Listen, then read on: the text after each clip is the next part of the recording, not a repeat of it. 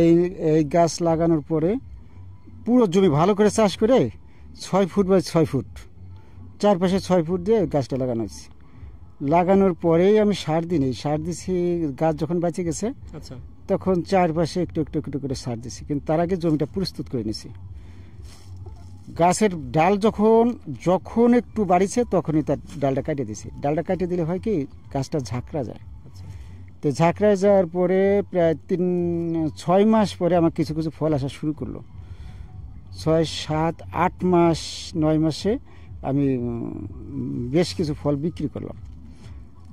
সর্বোপরি 1-1.5 বছর পর থেকে মোটামুটি ভালো প্রোডাকশন আসা শুরু করলো। 1.5 বছর পর থেকে 1.5 বছর বা 1 বছর। তা এটা হয় কি 12 মাসই, তো 12 মাসে মোটামুটি কিছু কিছু কিছু কিছু থাকে। তা এই 2 বছরে মেনলি হলো 2 বছর পরে থেকে সুন্দর একটা প্রোডাকশন আসে, কারণ গাছের ডালপালা না হলে তো আর ফল ধরবে না। সেই কারণে হলো একটু অপেক্ষা করতে হবে। তার মানে গাছ লাগানোর পরেই আশা করা যাবে না যে আমি লাগাইলাম আর 6 মাস পর থেকে আমি অনেক ভালো ফলন পাওয়া শুরু করলাম, অনেক লাভ করলাম, এমন না। একটু ধৈর্য ধরতে হবে, কিন্তু মিনিমাম 2 বছর ভালো ফলন পাওয়ার জন্য।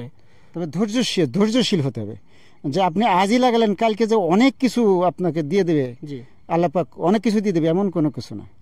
আস্তে আস্তে আস্তে আস্তে প্রত্যেকটা জিনিসের তো একটা বয়স আছে। নিশ্চয়ই গাছটা যত বড় হবে আস্তে আস্তে ফলন তত বাড়বে, তত বেশি প্রোডাকশন আসবে এবং লাভটা তত বেশি বাড়বে। আর যেহেতু এই গাছে 12 মাসই ফল দেয়, সেই কারণে এই গাছটা একটু সারও বেশি খায়। আচ্ছা, এখানে সারটা কি আপনি জৈব সার ব্যবহার করেন না রাসায়নিক সার ব্যবহার করেন? আমি জৈব সারই বেশি ব্যবহার করি, রাসায়নিক সার একটু কম ব্যবহার করেন। আচ্ছা, কারণ জৈব সারের সুবিধাটা হলো যে জৈব সারের মেয়াদ অনেক দিন থাকে, আর জৈব সারে ফলনটাও বাড়ে, আর ফলটা খুব টলটলা হয়, মিষ্টি হয় জৈব সারে। আচ্ছা, ফল আসার পরে তো আপনি ওষুধ দেন না কোনো? নিঃসন্দেহে আমরা যতটুকু জানি যে এখানে আপনি বিফ্রেমন ফাঁদ দেন বা বিভিন্ন ধরনের প্রাকৃতিক ভাবে যে পোকা দমন করা যায় সেটা করেন এবং পলি করেন।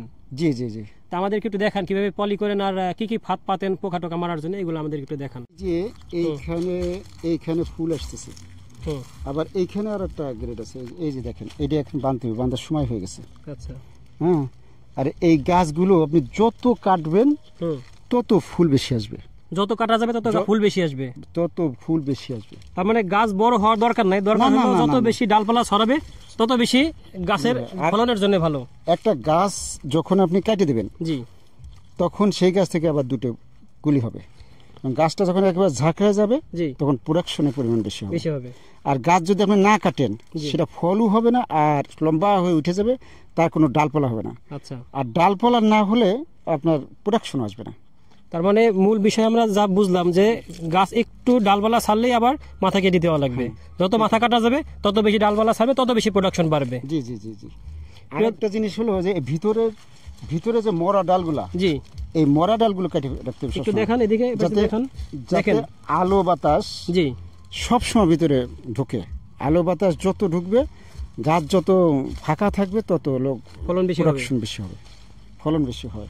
মাশাআল্লাহ, দেখেন কত সুন্দর। প্রিয় দর্শক, একটা জিনিস দেখেন, এই আমরা বাজারে যে গতানুগতিক পলিগুলো দেখেন সেই পলি থেকে এই পলিতে একটু ভিন্নতা আমার কাছে লাগতেছে। ভাই একটু বলেন যে আসলে ভিন্নতাটা কি? ভিন্নতাটা হচ্ছে ভিতরে অনেক যখন বেঁধে দেবো তখন ফলটা ঘামে, ঘামের পরে ওর ভিতরে পানি জমে যায়, কুয়াশা। আচ্ছা, তা পানি জমে গেলে তো সেটা বের করতে হবে। তা বের করার কারণে হলো এই পিছনের ছিদ্র, এই 2টো ছিদ্র, এই যে দেখেন ছিদ্র, এই যে ছিদ্র, আবার এই পাশে ছিদ্র, এই পানিটা এখান থেকে পড়ে যায়। অনেকটা আলু বাতাস যায়, কিন্তু পোকা ভিতরে ঢুকতে পারে না। পোকা বা কোনো ওষুধ, কোনো কীটনাশক সরাসরি ভিতরে ঢুকতে পারে না। আচ্ছা, এই পলিটা কি বাজারে নরমালি কিনতে পাওয়া যায় নাকি স্পেশালি কিছু? এখানে স্পেশালি এগুলো অর্ডার দিয়ে বানাতে হয়, তা না হলে বাজারে যেগুলো থাকে তাতে তো ওই ভিতরে পুরোটাই সেলাই করা থাকে। আচ্ছা, ওটা কেটে দেওয়া লাগে? ওটা কেটে দেওয়া লাগে, বাস। আর এত কাটে তো পোষায় না, ফ্যাক্টরিতে পড়লে পরে ওরা ওইভাবে তৈরি করে দেয়। জি, যেমন আমি মনে করেন যে গত এসে আমি 2 লক্ষ টাকার পলি কিনেছি। আচ্ছা, তা 2 লক্ষ টাকার পলি প্যাকেট প্রায় 400 কেজি 500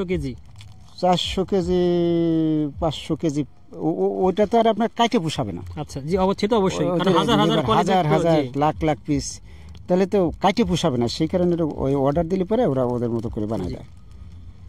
আসলে একটা গাছে তো ফুল থাকে, ছোট কুশি থাকে, তারপরে একটা পেয়ারা থাকে, বিভিন্ন সাইজের পেয়ারা থাকে, কিন্তু সবগুলাই তো আসলে পলি করা যায় না। পলি করার জন্য একটা নির্দিষ্ট পর্যায়ে আসতে হয়। ভাই, আমার ভাইয়ের কাছ থেকে আমরা জানবো আসলে কোন পর্যায়ে পেয়ারার পলিটা করা যায়। ভাই একটু দেখান তো আমাদেরকে। আচ্ছা ঠিক আছে, আমি দেখতেছি। এই যে দেখেন, জি, এটা বড় হয়ে গেছিল, এটা আমরা পলি করছি। আচ্ছা, এখন এটাও আর একটু বড় হয়ে গেছে। আচ্ছা। এটা এখন পলি করা যাবে। আচ্ছা। এই যে যেমন এই ভিতরে ঢুকাইয়া হুম, এই যে এটা করে এটা পেঁয়াজ দিয়ে এই যে এটা মারি দিলে পরে ওকে। আচ্ছা, তার মানে ভিতরে ঢুকায় এবং ভিতরে জায়গা থাকতে হবে, আচ্ছা, যাতে উইলিংলি পেয়ারাটা বাড়তে পারে, বড় হতে পারে। জি। আর এই পেয়ারাটা প্যাকেট করার সাথে সাথে পেয়ারাটা দ্রুত বেড়ে যাবে। আচ্ছা, এখানে একটা ডালে এই যেমন এটা এই বোটার সাথে দুইটা পেয়ার আছে, জি জি, তার মানে প্রত্যেকটা পেয়ারের জন্য আলাদা আলাদা পলি, আলাদা আলাদা পলি। একটা প্যাকেটে দুইটা পেয়ারা ঢুকবে না না কখনোই? না না না না। আচ্ছা, আর পেয়ারাটাই যে দেখেন দর্শক, দেখেন এই যে কিরকম একটা সাইজ হয়েছে, এই সাইজটাই আপনার পলি করতে হবে। কিন্তু এখানে দেখেন আরো ধরনের কত ধরনের, এই যে একটা আছে, এই যে দেখেন এইটা করা যাবে, এটা কিন্তু করা যাবে না। করলে হ্যাঁ। পরেই এইটা যদি করি তাহলে এটা ঝরে যাওয়ার সম্ভাবনা আছে। আচ্ছা, তার মানে একটু এটা নষ্ট যখন হয়ে যাবে না। ওর যখন সহ্য ক্ষমতা একটু বেশি হবে তখনই মূলত পলিটা করতে হবে। করাতে হবে, জি। ভাই, আরেকটা বিষয় আমাদেরকে বলেন, এই পলি তো করলেন, হ্যাঁ, জি জি। পলি করার পরে এরপরে গাছের কি আর কোনো যত্ন আছে কিনা? না, পলি করার পরে গাছকে সুস্থ রাখার জন্য আগে দেখতে হবে যে গাছের ফল ঝরে যাচ্ছে কিনা। আচ্ছা, যদি ঝরে যায় তাহলে পরে ছত্রাকনাশক ওষুধ স্প্রে করতে হবে, যেমন অ্যামিস্টারটপ আছে, তারপর স্কোর আছে, তারপর যে কোনো একটা কীটনাশক, হালকা একটা কীটনাশক দিতে হবে। এবং কীটনাশক দিলে কিন্তু এর ভিতরে কিন্তু যাবে না, সব হ্যাঁ, করে packet যেহেতু করে। পলি আটকানো আছে, ফলে আটকে ফলে লাগবে না যাচ্ছে। কীটনাশকটা, ফলে লাগবে না, শুধু পাতায় লাগবে। জি জি জি, এটা ফলে লাগবে না। আচ্ছা, তো সে কারণে আমাদের যেহেতু এখন তো অনেক রোগ হয়ে গেছে, সেজন্য সবসময় ছত্রাকনাশক ওষুধটা সবসময় দেখে কখন কি লাগবে কি না লাগবে সেটা ব্যবস্থা করতে হয়। এমন না যে আজকে রোগ হয়েছে জি, 2 দিন পরে ওষুধ দেবো, তা না। রোগ হওয়ার সাথে সাথে চিকিৎসা করতে হবে, ওষুধটা দিতে হবে। প্রিয় দর্শক, আসলে মানুষের যেমন অসুখ হলে অসুখ হওয়ার সাথে সাথে তাকে ডাক্তারের কাছে নিতে হয়, তাহলে সে দ্রুত সুস্থ হয়। গাছের ক্ষেত্রেও তাই। এটা যখনই মনে হবে যে না, এটা কোনো ধরনের একটু অ্যাবনর্মালিটি আছে, ঠিক তখনই তার সেই ব্যবস্থাটা নেওয়া লাগবে, সেই ধরনের ওষুধ ব্যবহার করতে হবে। তা না হলে কিন্তু এই গাছটার ফলনটা নষ্ট হয়ে যাবে, গাছটা নষ্ট হবে, ফলটাও নষ্ট হয়ে যাবে। কারণ হচ্ছে যে মানুষের ক্ষেত্রে দেখবেন যে মানুষ না খেয়ে কিন্তু মরে না, মানুষ কিন্তু রোগে মরে। জি, গাছের ক্ষেত্রেও ঠিক তাই। গাছে যদি মারাত্মক আকারে কোনো রোগ ধরে যায় তাহলে পরে সেই গাছটি কেন খুব। প্রিয় দর্শক, এই পেয়ারা বাগানটার আমি একটা এখানে ওয়াচ টাওয়ারের মতো আছে, ওয়াচ টাওয়ারটার উপরে উঠছি। এখান থেকে হলো একটা ভিউ দেখাইতেছি, আপনাদেরকে একটু দেখার চেষ্টা করেন যে আসলে কত বিশাল এরিয়া নিয়ে এই পেয়ারার বাগানটা, এবং এখানকার সিনটা অসাধারণ, চোখ জোড়ানোর দৃশ্য। প্রচণ্ড রোদ, বাইরে খুব তাকানো কষ্ট হয়, তারপরেও আপনাদের জন্য চেষ্টা করতেছি, কষ্ট করতেছি। আপনারা একটু দেখেন, এটা এক সাইড দিয়ে দেখাইতে পারতেছি, আরেক সাইড দেখানো যাচ্ছে না।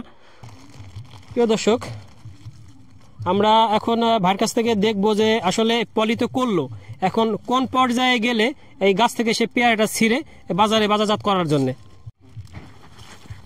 এখানে আমরা একটা পেয়ারা দেখছি, ভাই বের করছে। এই যে মূলত দেখেন আপনারা, এই যে হ্যাঁ, এইরকম সাইজ হলেই মূলত সেরার উপযুক্ত হয়। কালার এবং সাইজ দুটোই লাগবে। কালারটা আমরা কিভাবে বুঝবো?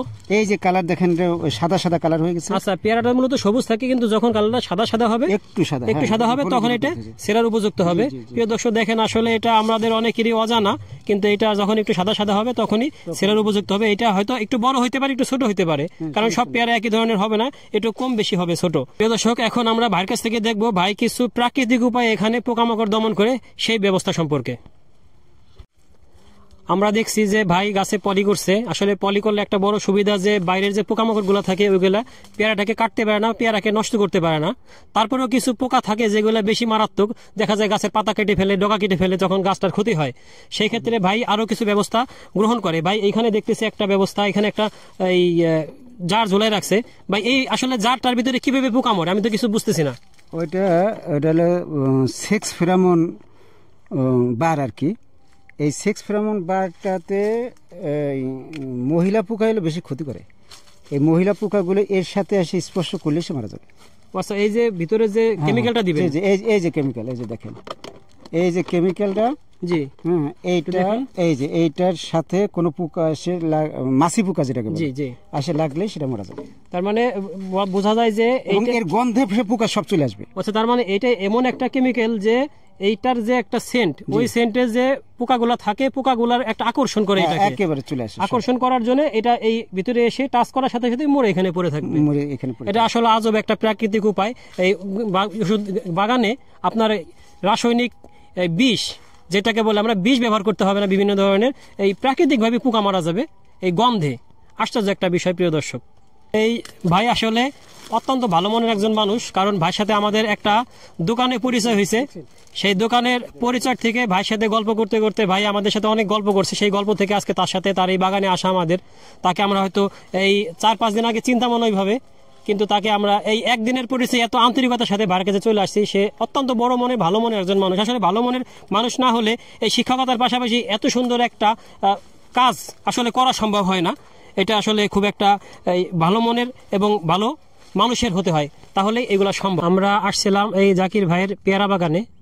আসলে এই দেখেন আমি হাতে পেয়ারা নিয়ে বসে আছি, অত্যন্ত সুন্দর। ভাইয়া আসার পরে আমাদেরকে খাওয়াইছে পেয়ারা, আমরা খাইছি এবং এটা ছিঁড়ে হাতে রাখছি। প্রচণ্ড সুস্বাদু এবং মিষ্টি পেয়ারা। এবং এই বাগানে এখনও এই অসময়ে বাগান ভর্তি পেয়ারা, খুবই চমৎকার পেয়ারা। আর বাগানটার যে পরিবেশ ভিতরে খুবই সুন্দর। দেখান একটু ঘুরে ঘুরে দেখান যে আসলে কি সুন্দর সিন। এবং আমরা বসে আছি এখানে, উপরে প্রচণ্ড রোদ, মনে হয় তাপমাত্রা কম করে 38 ডিগ্রি হবে, কিন্তু এখানে কোনো গরম নাই। পেয়ারা গাছের ছায়া এবং সুন্দর একটা বাতাস, খুবই সুন্দর ছায়া, সুশীতল পরিবেশ। দেখেন খুবই সুন্দর। জাকির ভাই, আমরা আপনার বাগান দেখলাম। আসলে আপনি তো বলা যায় এক কথায় একজন সফল বাগান করছেন, সফলতা পাইছেন শিক্ষকতার পাশাপাশি। যদিও আপনার এটা মূল প্রফেশন না, মূল প্রফেশন শিক্ষকতা, তারপর আপনি বাগান করছেন এবং একজন সফল। তা যারা নতুন বাগান করতে চায় বা যারা বাগান করতেছে কিন্তু এখনো ঠিকমতো সফলতা দেখতেছে না, তাদের উদ্দেশ্যে কিছু বলেন। সফলতার বিষয়টা হচ্ছে, প্রথমে আপনাকে শ্রম দিতে হবে।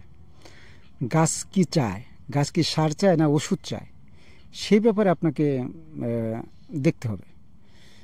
এবং যথাযথভাবে যদি পরিচর্যা করেন, আমার বিশ্বাস যে সফলতা না আসে পারে না। তবে বর্তমান মান্ধাতার আমলের যে কৃষি, সেই কৃষির সাথে এই কৃষি তুলনা করলে পরে সে সফলতা পাবে না। হয়তো অনেকে বলবে যে পেয়ারা বাগানে এত সার কেন লাগে। সার লাগবে, কারণ সারা বছরই সে ফল দেয়, সারা বছরই সে খাইতে চায়, সেই কারণে লাগবে। আম বাগানে আবার অতটা লাগবে না, কারণ আম এত ফল খায় না, কারণ সে বছরে একবার ফল দেয়। সেই কারণে একটু ধৈর্য ধরে যদি কেউ থাকে, তা আমার বিশ্বাস যে তার সফলতা আসবে ইনশাল্লাহ। তার মানে ভাইয়ের কথায় আমরা এটুকু বুঝলাম যে আসলে প্রত্যেকটা প্রাণীরই, সেটা হোক গাছ, হোক মানুষ, হোক গরু, হোক ছাগল, তার যত্নের প্রয়োজন আছে। তার কাছ থেকে যে আপনি রিটার্ন পেতে চান, অবশ্যই তার পরিচর্যা করতে হবে। আর এখানে মূল বিষয়, গাছের কখন কি প্রয়োজন সেটাকে আপনাকে বুঝতে হবে। সেটা বুঝে যদি তার খাবার আপনি খাদ্য দিতে পারেন, সার দিতে পারেন, তাহলে আপনার জন্য সফলতা অবশ্যই আল্লাহ দিয়ে দেবে। একটা বিষয় বলে রাখি, ভাইয়ের এই শুধু পেয়ারা বাগান না, ভাইয়ের একটা আমের বাগান আছে। সেই আমের বাগানটা হইতেছে গোরমতি এবং বেনানা ম্যাঙ্গো। খুবই চমৎকার দুটো সুস্বাদু আম এবং অনেক দামি আমের বাগান। আমরা এই বাগান নিয়ে ইনশাল্লাহ খুব শীঘ্রই আপনাদেরকে ভিডিও দিব, আপনারা জানতে পারবেন। এই দুটা টোটাল 1100 আম গাছ, টোটাল 1100 আম গাছ নিয়ে বাগান আছে ভাইয়ের। আমরা সেই বাগানটা নিয়ে একটা ভিডিও করব, আপনারা খুব শীঘ্রই সেটা দেখতে পারবেন। প্রিয় দর্শক, আমাদের ভিডিওটি যদি আপনাদের ভালো লেগে থাকে তাহলে লাইক, কমেন্ট, শেয়ার দিয়ে সাথেই থাকবেন। আর নতুন নতুন আপডেট পেতে আমাদের চ্যানেলটিকে সাবস্ক্রাইব করবেন। আল্লাহ হাফেজ।